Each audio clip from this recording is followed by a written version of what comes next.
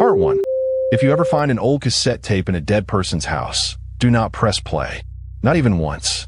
Because some voices don't stay in the past. Some voices wait for you to listen, and then I gave myself 2 weeks to sort through everything. Clothes to donate. Furniture to sell. Photographs to keep.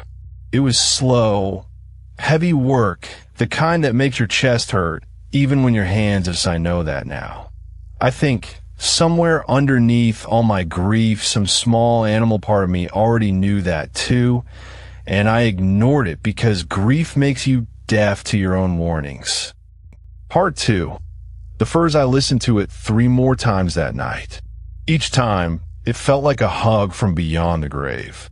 I fell asleep on the floor of my living room with the boombox still sitting beside me, the small Orin. Part 2. My hands went cold. The tape clicked off again, exactly 10 minutes in. Same as before, the click sounding almost polite, like a door closing gently instead of slamming. I didn't sleep that sad, maybe the way old houses look when nobody has loved them a long time, but ordinary. An old man was raking leaves next door, moving slowly. The way people move when their bodies have started, it was still my mother's voice, exactly her pitch, exactly her softness. But underneath it, there was something colder, something patient, the way a predator is patient, waiting in tall grass for the like. It had already decided I would listen again, and there was nothing I could do to stop that from happening eventually. Like this had already happened before, to someone else, and the ending was out. Part 3. I hadn't talked back yet. Not once. Small comfort, but I held on to it anyway. Part 8. Trying to end it, I bought a hammer. That sounds almost funny now, writing it down.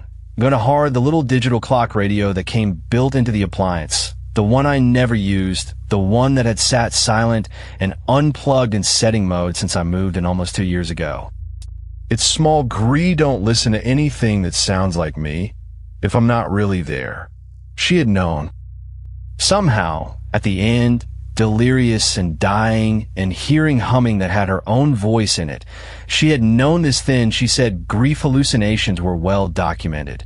Hearing footsteps, smelling a parent's perfume, feeling a hand on your shoulder in an empty room. She said my mind might be doing something similar.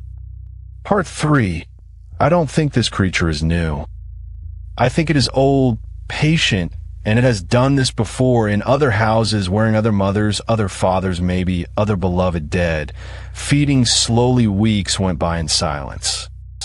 I started to believe, cautiously, carefully, the way you test weight on a bridge you're not sure will hold, that maybe destroying the physical tape had actually weakened it. It left a voicemail, even though I never picked up, even though the call showed as missed on my screen the entire time, the little red one appearing beside the voicemail icon like a wound that had Ope wondering if someday I'll get so lonely, so exhausted, so desperate to hear my mother's voice one more time that I'll finally open that drawer, pick up the phone, and press play.